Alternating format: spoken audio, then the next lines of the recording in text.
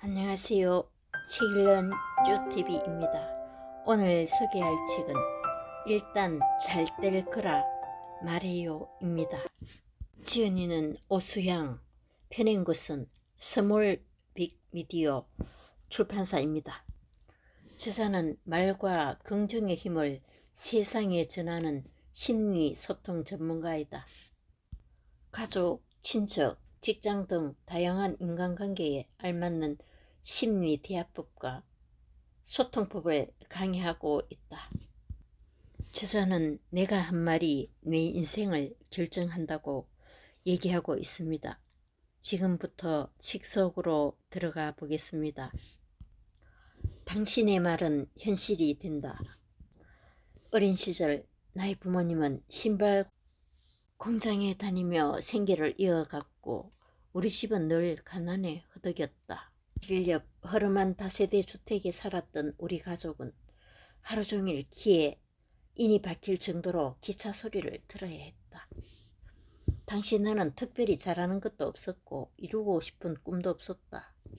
하지만 엄마는 늘 즐겁게 살아라 라는 응원을 아끼지 않았다. 내가 프로 강사의 길을 걷기 시작했을 때 주위에서는 내게 아무런 기대를 하지 않았다. 크게 내세울 것 없는 학력에 튀는 외모도 아니었기 때문이다. 그렇지만 엄마의 응원에 힘입어 낙관적인 마음가짐으로 가득했던 나는 마음속으로 늘 외쳤다. 언젠가 사람들에게 스타 강사가 된 내 모습을 보여주고야 말겠어. 이 말은 강력한 주문이 되어 지방에서 강의 하나 얻기 힘들던 나를 전국의 심리소통대화법 1타 강사로 만들어 주었다. 단어 하나만 바꿔도 인생이 달라진다. 못 배우고 병약하고 가난한 집에서 태어난 것이 나의 가장 큰 행복이다. 이 말은 파라소닉 창업자이자 경영의 신으로 불리는 마스시타 고노스케의 말이다. 실제로 그는 유달리 불우했다. 가난한 집안에서 병약한 몸을 갖고 태어났으며 초등학교조차 제대로 졸업하지 못했다. 보통 사람이라면 자신의 처지를 비관하며 살아갔을지도 모른다. 그러나 마스시타 고노스케는 달랐다. 그는 자신의 약점을 오히려 발전의 요인으로 여겼다. 때문에 라는 부정적 말투 대신 덕분에 라는 긍정적 말투를 사용하는 것이 그 비결이었다. 그는 항상 못 배운 덕분에 알고 싶은 것이 많다며 학구열을 불태웠다. 그렇게 평생 손에서 책을 놓지 않는 그는 경영자가 된 후 학교에서 배울 수 없는 지혜와 통찰력을 발휘했다. 또한 그는 병약한 몸 덕분에 건강의 중요성을 깨달았다고 말하며 자기 관리를 게을리하지 않았다. 그는 95세가 넘도록 건강을 지키며 장수할 수 있었다.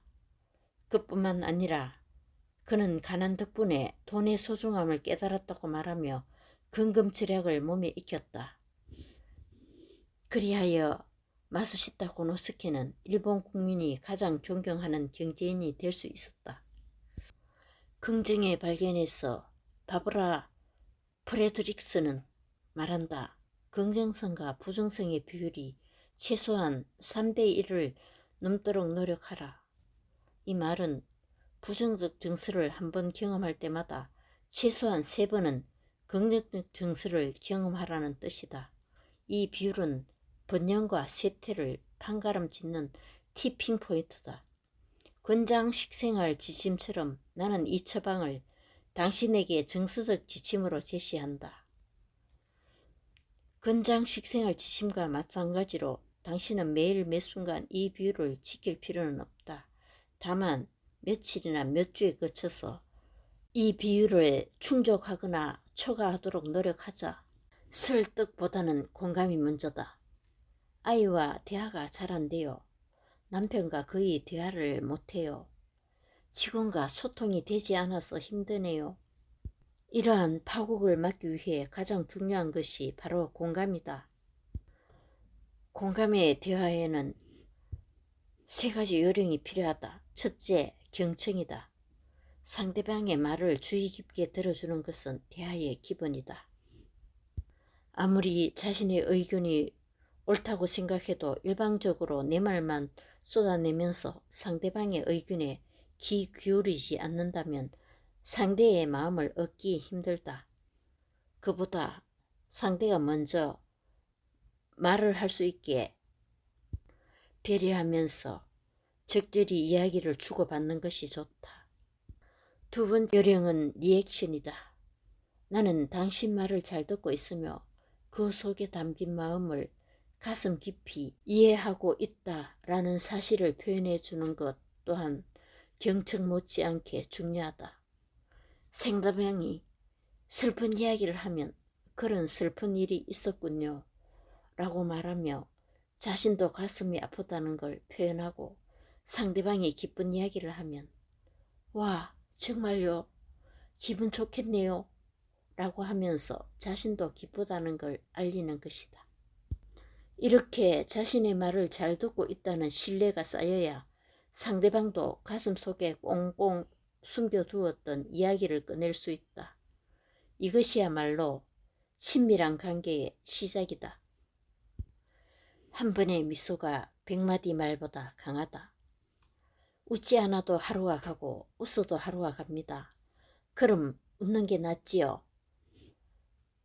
몇 년이 지나도록 잊혀지지 않는 이 멋진 문장의 주인공은 김형석 연세대 명예교수다.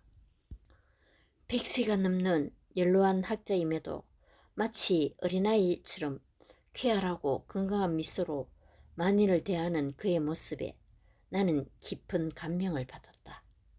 미소는 다른 분야에서도 큰 힘을 발휘한다. 내가 만난 보험 설계사 중에 K씨라는 사람이 있었다. 그는 다양한 영업 기술을 가진 유능한 보험 설계사였지만 이상하게도 번번이 고객에게 퇴짜를 맞기 일쑤였다. 그런 일이 여러 번 이어지자 K씨는 지푸라기라도 잡는 심정으로 내게 상담을 요청했다. 대화면에서는 부족한 점이 없습니다. 이제 필요한 건 미소뿐이네요. 가끔은 미소가 화술보다도 더 큰 효과를 발휘합니다. 데일 카네기는 미소를 두고 호의를 전달하는 심부름꾼이라고 말한 적 있지요. 그렇다. K씨의 약점은 대화법이 아니라 딱딱한 표정이었다. 게다가 타고난 날카로운 눈매와 거센 사투리 억양이 그를 더욱 차가운 인상으로 만들었던 것이다. 상담을 마친 후 K씨는 미소 짓는 연습을 시작했다. 일평생 습관처럼 굳어진 표정을 바꾸는 건 쉬운 일이 아니었지만 그는 꾸준히 거울을 보면서 자신의 얼굴을 확인했다. 유머 코칭 학원도 다니기 시작했다. 수개월 뒤 만난 K씨는 몰라보게 달라져 있었다. 그는 웃는 얼굴로 누구와도 막힘없이 대화를 술술 이어나가며 고객들의 호감을 얻었다. 그는 머지않아 지역구 보험망에 등극하였고 이제는 전국구 보험망을 목표로 달려나가고 있다. 호감 주는 사람은 이렇게 말한다. 나는 낯선 사람을 만나는 자리에서도 적극적으로 나를 소개하고 인사를 나눈다. 이때 아주 간단하면서도 상대방에게 좋은 인상을 심어줄 수 있는 방법이 있다. 바로 칭찬이다. 특히나 이렇다 할 접점이 없는 사람을 처음 만났을 때 어색한 기류도 한마디 칭찬만 있으면 한 방에 날려버릴 수 있다. 사람은 자신에게 관심을 갖고 호의를 표현하는 상대에게 마음의 경계를 쉽게 풀기 때문이다. 혼마 마사코는 칭찬이 몸에 밴 사람 주위에는 항상 사람들이 끊이지 않는다. 이들은 항상 기분 좋은 이야기를 나눌 수 있고 앞으로의 비전을 제시해주는 사람이기 때문에 모든 사람들이 함께 이야기를 나누고 싶어 한다. 만약 성공한 경영자나 사업가가 되기 위해 인맥을 많이 만들고 싶다면 만나는 사람마다 칭찬해보자. 진심 어린 따뜻한 칭찬 한마디가 당신을 유쾌한 사람이라고 기억하게 만들 것이다. 칭찬법 5가지. 1. 구체적으로 칭찬한다. 옷차림이나 취향, 성과 등 구체적인 부분을 콕 집어서 칭찬하는 것이 좋다. 2. 타이밍에 맞게 칭찬한다. 만약 당신이 상을 탔는데 누군가 시간이 한참 지난 후에 칭찬을 건네면 어떤 생각이 들까? 그가 내게 별로 관심이 없다고 느끼게 될 것이다. 타이밍을 놓치면 칭찬을 하더라도 도리어 역효과를 일으킬 가능성이 높다. 3. 먼저 칭찬한다. 칭찬은 상대에게 먼저 받아야 하는 것도 그 보답으로 건네야 하는 것도 아니다. 예상치 못하게 받았을 때 더욱 기쁜 법이다. 요컨대 칭찬은 선수를 쳐야 효과가 좋다. 4. 진심으로 칭찬한다. 진심이 담기지 않은 칭찬은 상대방도 금세 알아차린다. 4. 아부하지 않고 칭찬한다. 칭찬과 아부의 경계를 분명히 하자. 과장된 칭찬, 대가를 바라는 칭찬은 피해야 한다. 사람과 싸우지 말고 문제와 싸워라. 어느 날 강의에서 한 남성이 내게 고민을 털어놓았다. 저희 부부관계가 매우 심각한 문제를 겪고 있습니다. 결혼 초에는 이런저런 일로 다투다가 금방 풀어지곤 했는데 시간이 지날수록 앙금이 시이 사라지지 않아요. 요즘은 작은 다툼에도 곧바로 언성을 높이곤 합니다. 어떻게 하면 좋을까요? 그와 몇 가지 이야기를 나누어 본 결과 부부관계를 악화시킬 만한 특별한 외부 원인은 없어 보였다. 그런데 어째서 부부 사이에 감정의 골은 점점 깊어가고 있었던 걸까? 문득 나는 이런 질문을 던져보았다. 싸운 후에는 보통 누가 먼저 사과를 하나요? 부인에게 먼저 사과를 하시나요? 그러자 그가 머쓱한 웃음을 지으며 말했습니다. 저희는 싸우고 나서 따로 사과를 하지는 않습니다. 부부 사이에 굳이 사과가 필요한가요? 그냥 몇 마디 나누다 보면 화가 풀렸는지 다 알 수 있는데요. 구태여 사과를 건네지 않아도 서로의 마음은 잘할 거라고 생각했어요. 이들 부부의 문제는 바로 이것이었다. 사과 없이는 화해도 없다. 타인과 함께 지내다 보면 의도치 않게 상대에게 실수나 잘못을 저지르는 경우가 생긴다. 그것 자체가 문제가 아니다. 사람이니만큼 당연히 그럴 수도 있는 것 아닌가. 하지만 그렇다고 해서 사과의 필요성이 사라지는 건 아니다. 잘못을 하지 않는 것보다 더욱 중요한 것은 잘못을 수습하는 자세다. 이를 위해 진정성 있는 사과가 필수적이다. 사과는 상대방이 받은 상처를 보듬고 갈등을 봉합하여 더욱 돈독한 관계로 나아가는 지름길이기 때문이다. 특히 부부관계처럼 가까운 사이일수록 그런 경향이 강하다. 마치 먼저 사과를 하면 굽히거나 매달리는 사람처럼 보인다고 생각하는 모양이다. 최고의 코치는 거울 속 당신이다. 빌 게이츠와 스티브 잡스, 세계적 IT 기업을 이끌며 성공 가도를 달린 두 혁신가의 공통점은 뭘까? 바로 매일 아침 거울을 보며 스스로 말을 걸었다는 것이다. 빌 게이츠는 매일 집을 나서기 전 거울 속 자신을 보면서 나는 무엇이든 할 수 있다. 오늘은 왠지 내게 큰 행운이 생길 것 같다. 라는 말을 외쳤다. 이와 비슷하게 스티브 잡스는 매일 아침 세면대 거울을 바라보며 오늘이 인생 마지막 날이면 오늘 하려던 일을 하고 싶나 하고 물었다. 이들이 거울을 보며 얻은 것을 한마디로 요약하면 자기 확신이다. 이들은 그날 하루 자신이 무엇을 해야 하는지 그리고 자신이 그것을 해낼 수 있는지 거울 속 자신을 바라보며 스스로 묻고 대답했다. 이를 통해 빌 게이츠와 스티브 잡스는 자신이 하려는 일에 확신과 자신감을 갖고 이를 추진해 나갈 수 있었다. 이러한 거울 대화법은 자기 확신을 얻기 위해 누구나 따라할 수 있는 방법이다. 나 또한 마찬가지다. 아무리 프로 강사라 해도 CEO 대상 강의나 규모의 행사 진행을 할 때면 긴장이 되는 법이다. 긴장이 가하면 자칫 제 실력을 발휘하지 못할 수도 있다. 때문에 중요한 일이 있는 날 아침이면 나는 말끔한 정장 차림으로 거울 앞에 서서 두 주먹을 쥐고 외친다. 나는 대화법 1등 강사다. 오늘 내 재능을 마음껏 발휘해 많은 분에게 유익함을 전해줄 것이다. 이렇게 거울을 보면서 자기 암시를 하면 긴장이 풀리고 자신감과 용기가 솟구침을 체감할 수 있다. 현재 강연가로 활동하고 있는 서상록 산미그룹 전 부회장은 이렇게 말한다. 나는 성공하는 사람이라고. 거울을 보면서 웃는 연습을 6개월만 해보라. 그리고 말 잘하는 연습을 6개월 해라. 너는 잘 될 것이다. 너는 성공할 것이다. 라고 스스로에게 주문을 걸어보라. 해야 한다 라고 말하면 하지 못한다. 젊은이들이여, 자신의 미래는 자신이 정하는 것이다. 이제까지는 부모의 기대와 은근한 압박 때문에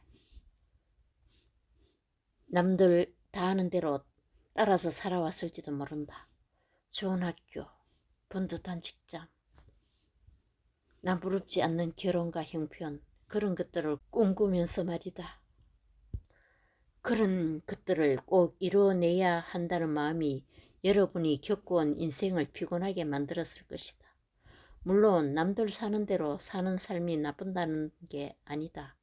문제는 그 태도다. 꼭 그렇게 해야 한다.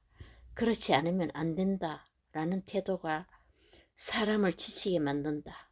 삶의 형편을 완성하는 것은 마음의 형편이기 때문이다. 심리학자 수잔 제퍼슨은 해야 한다는 말도 패자의 언어입니다. 이 말은 우리에게 선택권이 없다는 의미를 함축하고 있습니다. 하지만 할 수 있다라는 말에서는 좀 더 힘이 느껴집니다. 이미 꿈을 이룬 것처럼 말하라. 비결은 바로 과거 시제가 아니라 현재 시제, 나아가 미래 시제로 말하는 것이다. 여름까지 다이어트에 성공해서 날씬한 몸매를 가질 거야. 나는 사람들로부터 존경받는 리더가 될 거야. 겨우 시제만 하나만 바꾸어도 그것을 말하는 사람의 의식은 미래를 향해 정렬된다. 의식이 미래를 향하면 생각과 행동까지도 이에 맞추어 변화하기 시작한다. 말이 생각과 의식을 규정하기 때문이다. 이를 통해 우리는 현재의 삶을 건설적으로 변화시킬 수 있다. 나는 마지막까지 내 편이어야 한다. 자신에게 많은 칭찬을 해줌으로써 좋은 컨디션을 유지한 것이 우승으로 이어졌다고 생각합니다. 2017년 LPGA 투어에서 2승을 거두며 세계 여자 골프 랭킹 1위에 오른 유소연 선수의 말이다. 이렇듯 과거의 나를 버리고 새로운 나로 변화하기 위해서는 자신에게 자주 칭찬을 해주는 게 좋다. 살아가며 이런저런 시도를 하다 보면 생각대로 되지 않는 순간도 찾아온다. 피치 못할 사정으로 나와의 약속을 어기기도 한다. 이때 실패에 초점을 맞추어 자기 자신을 비하해서는 곤란하다. 그 대신 새롭게 시도하고 실천하고 노력하는 자기 자신에게 칭찬을 아끼지 말아야 한다. 난 점점 나아지고 있어. 이 정도만 해도 장해. 괜찮아. 잘하고 있어. 셀프 칭찬을 해줍니다. 감사합니다.